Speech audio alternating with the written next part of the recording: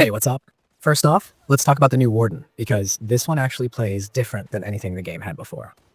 Meet Ekon, a wild walker who literally becomes a direwolf when the moment calls for it.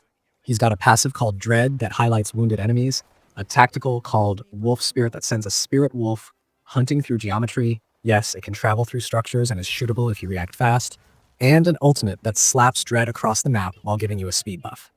The twist is the wolf form. You don't just ride a mount, you are the mount, sprinting with insane speed, doing a bite dash that seamlessly flips you back to human form to finish a fight. That whole package changes both chase dynamics and how teams collapse on targets, because smell tracking and mobility like that forces different priorities in both offense and defense. Alongside the new Warden, there's a proper new arena to get into. Skydrift, a lost city above the clouds with chain bridges, hollow caverns, and a palace up high that rewards vertical play. Skydrift is added to the 3v3 and 5v5 rotations, so whether you're in a smaller tactical match or the larger chaotic raid mode, you'll be fighting over high ground, zip lines, and those narrow bridges where a single bite or well-timed ultimate can swing the entire round. The map's verticality also plays perfectly into Ekon's strengths. Whether you're chasing him or using his scent mechanic to hunt down fleeing wardens, movement and positioning feel extra important here.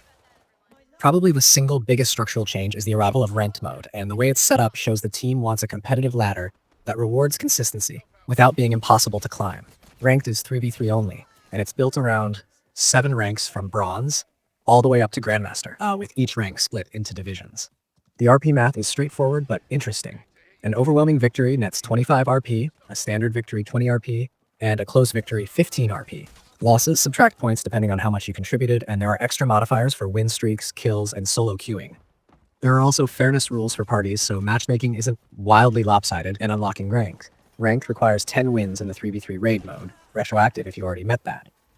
Rewards are episodic too. Think banner frames that grow with your rank, and for this episode, the framing is themed around Ekon and the wolf motif. All of that seriously reshapes how people will plan their picks and their practice sessions moving forward. If you've been grinding early matches and felt the opening gear up phase was a little hollow, the update tackles that head on. Red chests inside POIs now drop masterwork weapons, which are basically improved versions of weapons at the same rarity tier. And ultimate chargers in white barrels now glow gold so you don't miss them. They also added waypoint markers during the gear phase that guide players toward POIs and pinging functionality so you can call out intent without voice. Speed gates are now always active when a player is nearby, and so getting back into the action after a respawn is less punishing. These are the sorts of changes that look small on paper, but have a huge impact on how rounds flow, especially early on. On the quality of life front, there's a new Stats 1.0 menu in Headwall that retroactively tracks some Episode 1 data, and a bunch of HUD and ping improvements that make the game cleaner to play. Pinged orange weapons now show their perk on hover. You can ping ziplines and Mara Darkspawn when highlighted, and dead players no longer clutter the minimap. There are specific gameplay tweaks too.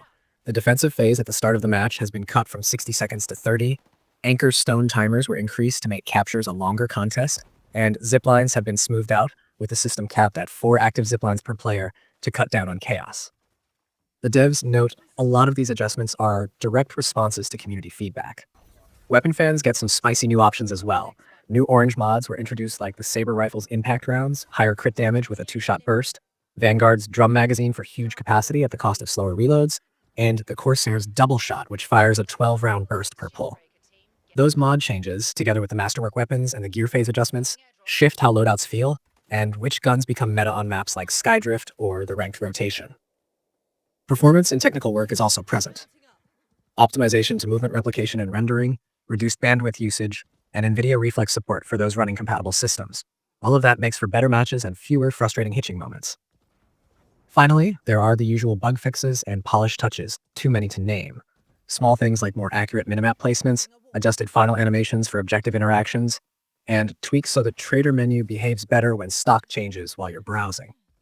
These read like the invisible work that prevents little annoyances from piling up into a bigger problem. And together with the new systems and map, they make Episode 2 feel like a meaningful expansion of what the game is aiming to be. Alright, that's the rundown.